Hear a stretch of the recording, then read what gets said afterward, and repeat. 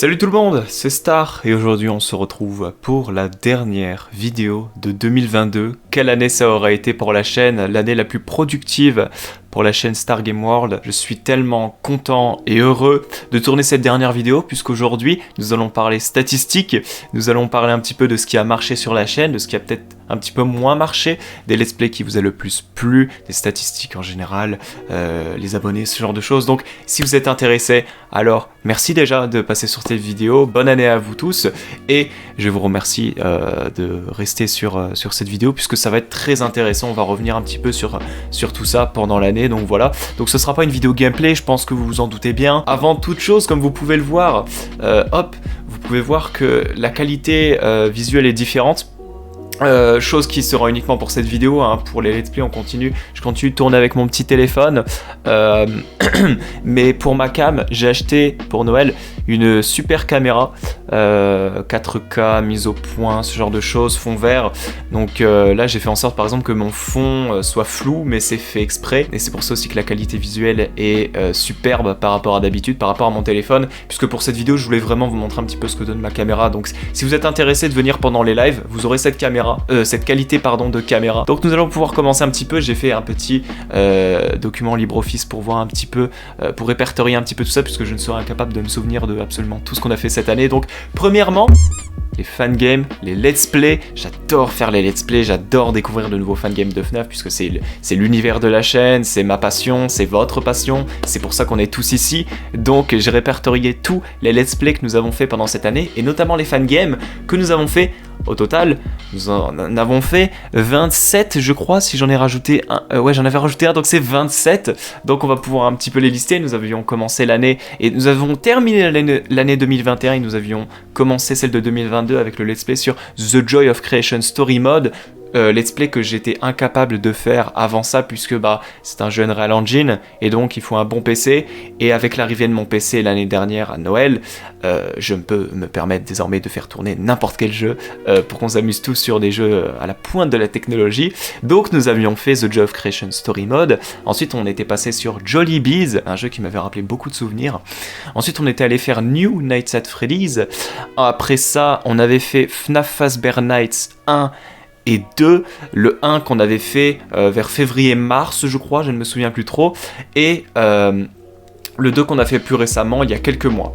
Ensuite, on a été allé voir la démo de Shadows Awaken, un très bon jeu qui est toujours en cours de développement, évidemment, qu'on ira faire la version complète quand le jeu sortira. Ensuite, on était allé voir Fredbear and Friends Left to Rot, un jeu Fredbear, oui, il y en a plein. Après, on était allé voir un jeu nommé Fred Spy, c'était un jeu de cherche et trouve super sympa. Ensuite, on est allé voir FNAF Simulator, donc c'était le jeu où on contrôlait les animatroniques, on contrôlait Freddy, on contrôlait Scrap Baby, ce genre de choses dans les restaurants de FNAF 1, FNAF 2, FNAF 3, etc. Ensuite, on était allé jouer à Jolly Bees Phase 2. Ensuite, l'une des meilleures découvertes de 2022, ça aurait été le let's play le double let's play sur Pop Goes Arcade, qu'on avait fait The Dead Forest, donc le jeu original qui était sorti déjà en 2020, et aussi The Machinist, donc la nouvelle campagne de 3-4 heures de jeu environ, qui était sortie pour fêter, entre guillemets, l'arrivée sur Steam, l'arrivée payante de ce fangame, le tout premier fangame FNAF officiel de la Fazbear Fanverse sur Steam. Après ça, on avait basculé sur Fazbear Entertainment Storage. Après, et ça c'était le plus gros let's play de ma chaîne, c'est le plus gros let's play de ma chaîne, Juniors évidemment, qui a complètement cartonné, parce que j'avais fait le jour de sa sortie, je crois que j'avais été l'un des premiers français à faire son gameplay, donc le let's play avait explosé littéralement, et ça avait énormément plu, et moi aussi ça m'avait énormément plu, entre les designs, les ambiances, les visuels, c'était magique. Après ça on était passé sur Lego FNAF. C'était sympa, mais bon, c'était un petit peu un remake de FNAF 1 en Lego, donc rien de très innovant là-dessus. Après, on avait joué à One Night at Flumpty's 1 et quelques mois après, le 2. Ils étaient bien ce jeu, j'ai bien aimé, c'était plutôt drôle. Le 2, j'avais même dû faire 2 vidéos alors que je prévoyais d'en faire qu'une sur ce jeu, mais on aura abattu les hard-boiled, vous savez, les nuits compliquées là. Assez rapidement, donc j'étais content. Après, on avait fait une seule vidéo sur Sinister Thermal Sewers, voilà. C'était un jeu dans les égouts avec Mangle. Après ça, pareil, l'un de mes let's play favoris, on était allé sur Tillerland, un grand fan game de 2021. Et j'étais trop content de pouvoir enfin le faire sur la chaîne en belle qualité. Je pouvais le faire avant mon PC là, mais ça aurait été pas de belle qualité, j'aurais dû baisser les paramètres graphiques du jeu, donc ça aurait été pas aussi agréable que là. Mais là, avec tous les effets et tout, c'était vraiment super. Après ça, un bon let's play aussi qui avait bien marché, c'était The Glitch Attraction. Vous avez compris. C'était plutôt fun, plein de mini-jeux, une utilisation absolument parfaite de certains personnages qui n'ont pas été exploités dans Security Breach à 100%. Donc c'était vraiment super de jouer à ce jeu. Après ça, on était passé sur Shadow of a Freddy's, pareil, l'un des let's play les plus terrifiants de la chaîne. Allez oser le regarder si vous le souhaitez, mais c'était vraiment super fun. Ensuite on était passé sur Final Nights 1, je n'avais fait qu'une vidéo dessus parce que comme je l'ai dit dans la vidéo je crois, je voyais pas l'intérêt de m'éterniser dessus puisque le jeu était assez plat, n'était pas foufou, il était pas dingue, mais j'en avais profité pour faire une miniature bien putaclic et tout, et titre full mage. J'ai vraiment mis le mode clickbait à 100% là, donc c'était plutôt fun. J'espère que vous aurez compris évidemment que c'était de l'humour et que je ne comptais pas faire une miniature putaclic ou je ne sais quoi. Enfin je veux dire, c'est pas vraiment du putaclic puisqu'en soi c'est vrai, c'est le jumpscare le plus violent, j'ai jamais crié aussi fort. Oui c'est fermé, je peux pas... J'étais dans mon délire quoi. Après on avait joué à Creepy Nights at Freddy's, c'était le jeu free roam. Creepy Nights at Freddy's, oui, c'était le FNAF 1 sur Unreal Engine qui était plutôt stylé. Ensuite on a joué en 2 vidéos à Circus Baby's Diner, il était moyen le jeu. Après ça, plus récemment, on a joué à Eddie and the Misfits, il était vraiment fun ce jeu, j'aimais bien les personnages, le gameplay était simple, efficace, flippant comme il le faut, donc c'était cool. Après ça, on est passé sur un tout petit fan game Scratch, Poppy and Buddies. C'était très random comme vidéo, je le sais, mais je l'avais vu sur la chaîne de Dako et je me suis dit, oh, pourquoi pas, ça pourrait être fun de faire un fan game Scratch. Et nous terminons cette année avec le premier épisode de Five Nights at Treasure Island et nous continuerons en 2023. Ce qui fait un total de 27 fan games. Waouh! Et on a charbonné pendant 2022. Après ça, pendant cette année, j'ai décidé de refaire intégralement tous les FNAF. Donc pour le moment on n'en a fait que 4, on a fait les 4 premiers mais on les a terminés à 100%, chose que je n'avais jamais faite auparavant avec FNAF 3 et FNAF 4, j'avais jamais terminé ces jeux à 100%, c'est un succès entre guillemets pour moi, je me dis punaise, je suis une chaîne FNAF et j'ai terminé les 4 premiers jeux à 100% et du coup en 2023 on ira jouer à Sister Location, FNAF World, Pizza Simulator, on fera l'UCN, oui le mode 50/20 que j'ai terminé une bonne quinzaine de fois de mon côté. On jouera à FNAF VR en VR, on retournera une énième fois sur Security Breach et d'ici là, le DLC Ruin sera déjà arrivé, donc on verra comment on s'organisera par rapport au fait de refaire Security Breach, mais voilà, j'espère que ça vous plaira. Après ça, on avait fait d'autres let's play ou d'autres jeux, et oui, parce que à côté de FNAF, on a fait quelques petits trucs un petit peu horreur, même carrément horreur, mais qui ne sont pas FNAF. Donc on avait joué au tout début d'année à Fears to Fathom, je sais pas si vous vous rappelez, mais c'était le jeu comme ça avec le mec qui s'introduisait dans la maison, enfin c'était plutôt cool et c'était très flippant avec ce style VHS chelou. Il y avait le chapitre 2 de ce jeu qui était sorti parce que nous on avait joué au premier du coup. Après ça, l'une des découvertes dont je suis le plus content sur la chaîne, c'était Doki Doki Literature Club Plus. Ce jeu c'est un chef-d'œuvre du début à la fin, que ce soit l'original Doki Doki Literature Club tout court ou la version plus qui est sortie en 2021 avec des histoires supplémentaires, des images, une machine virtuelle, des trucs. Ce que vous voyez en bas à droite là, c'est ouais, pour vous c'est en bas à droite, c'est l'édition collector sur Switch avec tous les petits bonhommes et tout, les autocollants, les machins et tout. J'ai acheté parce que j'ai craqué et que j'adore l'univers. Après ça, en live, je crois que c'était en avril ou en mai, je sais plus trop, on était allé jouer à The Backrooms Game. Alors je sais qu'il y en a 1 milliard de jeux sur les backrooms, mais c'était la période où vraiment on en entendait parler de partout en fait, donc je me suis dit bah pourquoi pas tester. Au final le jeu et l'univers ne m'intéressent pas du tout, mais c'était plutôt fun, on avait fait ça en live, il y avait eu des dizaines de personnes qui étaient passées, donc on a passé un bon moment quoi tout simplement. Après ça, j'ai encore honte de ce let's play, mais le plus gros flop de ma chaîne, c'était le let's play Resident Evil que au final j'avais fini par arrêter parce que ça ne marchait pas, ça ne me plaisait pas, c'était trop long, je mettais au moins 1h30 de tournage pendant l'été, alors qu'il faisait beau dehors et tout, je m'enfermais dans ma chambre et tout, et je tournais pendant 1h30 pour qu'au final la vidéo, en 3 jours, elle fasse 60 vues. C'était vraiment déprimant comme let's play, avoir aussi peu d'enthousiasme là-dessus, parce que ça n'intéressait personne, et du coup j'ai bien fait en soi d'arrêter, parce que ça me consommait énormément de temps que j'aurais pu consacrer à d'autres fangames, de jeux bien plus intéressants et qui m'auraient bien plus accroché. On apprend de ses erreurs, donc c'est pas très très grave en soi. Et enfin, là, il y a quelques jours encore, il y a une semaine, nous avions joué au chapitre 1 de Poppy Playtime. C'était vraiment très fun comme let's play. Je sais que l'univers n'est pas apprécié par tout le monde, ce genre de choses. J'avais vraiment bien aimé le jeu, j'avais vraiment hâte, comme je l'avais dit au final dans les 2 vidéos que j'avais faites dessus, j'avais vraiment envie de faire ce jeu. Le chapitre 2, on le fera évidemment en 2023, et peut-être des vidéos sur Project Playtime d'ici là. Donc ça c'est tout pour tous les let's play et les jeux que nous avons fait en 2022. Maintenant on va aller voir les statistiques générales en 2022, et enfin on ira voir les événements majeurs de l'année les plus importants de la chaîne. Donc voilà, restez jusqu'à la fin de la vidéo. En termes de vues, donc ça veut dire que vous toutes et tous qui avez regardé mes vidéos, vous avez toutes et tous cumulé un total en 2022 de 422 000 vues. C'est absolument fabuleux, c'est énormissime. Pour vous dire, c'est genre 190% plus qu'en 2021. En 2021, on avait fait genre 220 000 vues. Là, on en a fait 420 000, c'est quasiment 2 fois plus. Alors c'est énorme, c'est pour vous dire à quel point la chaîne elle a pris un gros cap. En durée de visionnage cumulé, ça veut dire que vous tous en fait, en regardant chacun de votre côté mes vidéos, vous avez cumulé un total de 54 300 heures. 54 000 heures. C'est dingue, c'est absolument fou. Donc merci tout le monde, ça montre que vous êtes passionné de mes vidéos. C'est toujours un petit peu bizarre de se dire ça du côté youtubeur. Et ça pareil, c'est énorme. Vous avez été plus de 3000 personnes à vous abonner. Je crois que j'ai arrondi un petit peu ce chiffre, mais grossièrement c'est ça. Vous avez été 3000 personnes à vous abonner en 2022, ce qui était genre à 2000 personnes en 2021. Genre en 2021 vous étiez 2000 à vous être abonnés en plus, et là vous avez été 3000 à vous abonner. Ça veut dire qu'il y a 3000 personnes qui ont rejoint le train de Stark et moi.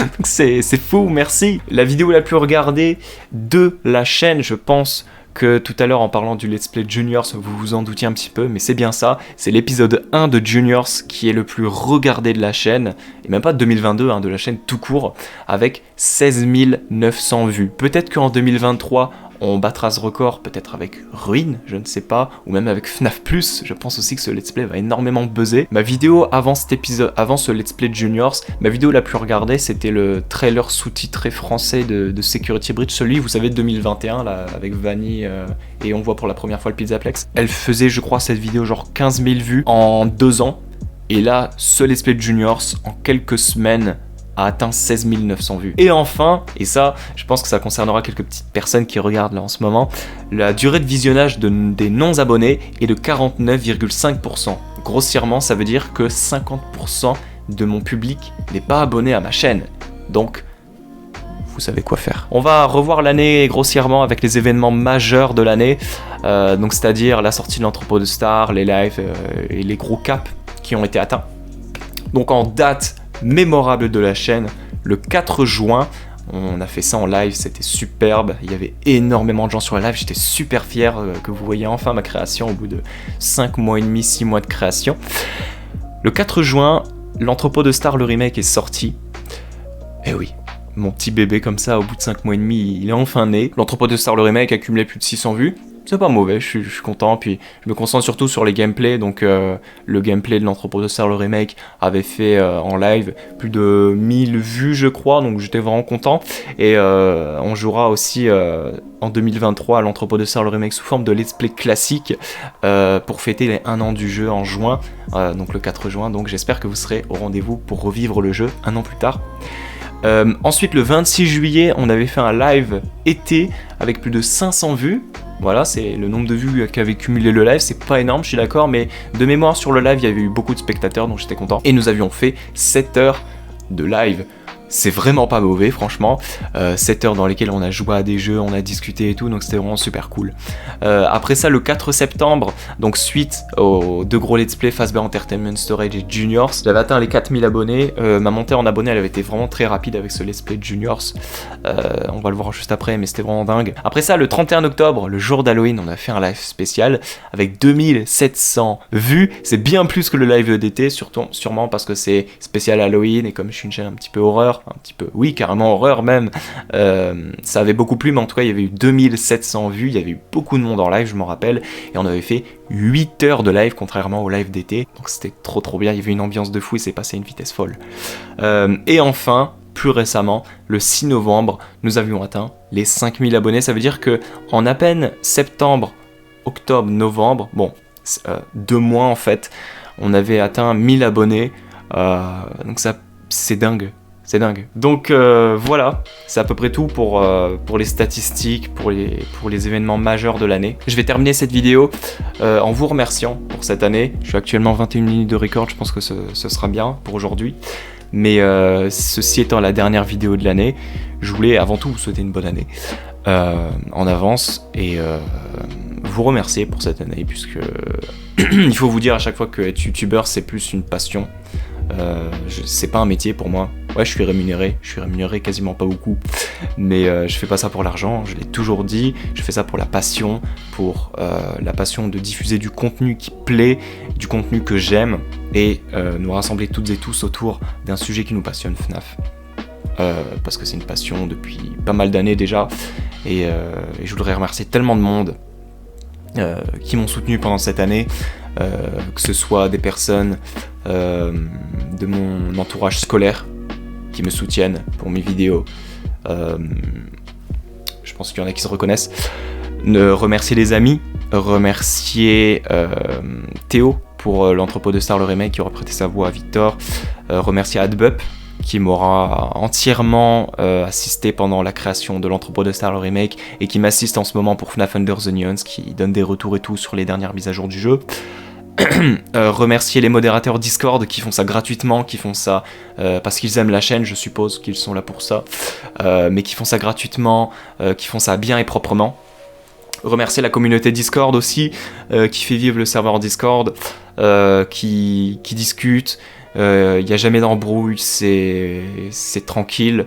Remercier vous, évidemment, pour le soutien sur la chaîne. Je sais qu'à chaque fois quand un youtubeur dit merci, on ne se sent pas toujours concerné, on a toujours l'impression, parce qu'on a la barrière de la caméra, du monde virtuel, de se dire ouais il dit ça, mais c'est en général, ça tout le monde. Évidemment que c'est en général, mais individuellement, sachez que vous avez apporté votre part de soutien à la chaîne, que vous soyez abonné ou pas, n'hésitez pas à le faire d'ailleurs, à vous abonner, que vous mettiez ou pas des pouces bleus, que vous regardiez les... Enfin, je pense que vous regardiez les vidéos si vous êtes là, mais que vous regardez les vidéos à 100% ou pas, sachez que toutes et tous, vous avez chacun apporté votre pierre à l'édifice et vous avez permis à la chaîne d'autant évoluer en 2022.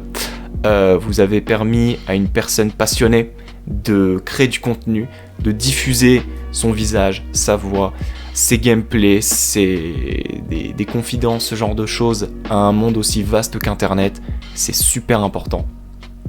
Et vous avez permis à quelqu'un d'être heureux pendant 2022, une nouvelle année encore une fois depuis que je fais du FNAF et depuis que j'ai ma chaîne depuis presque maintenant 5 ans. Vous avez permis à une personne d'être heureux.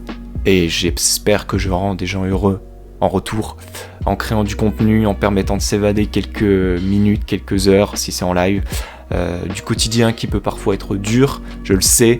Il y a des gens des fois qui me disent en commentaire qui sont adorables et qui me disent « Ah merci pour ton contenu, je me sens pas bien en ce moment mais ça me remonte le moral, ah je m'ennuyais, merci, ah je savais pas trop quoi faire, mais une nouvelle notification, ça fait plaisir ».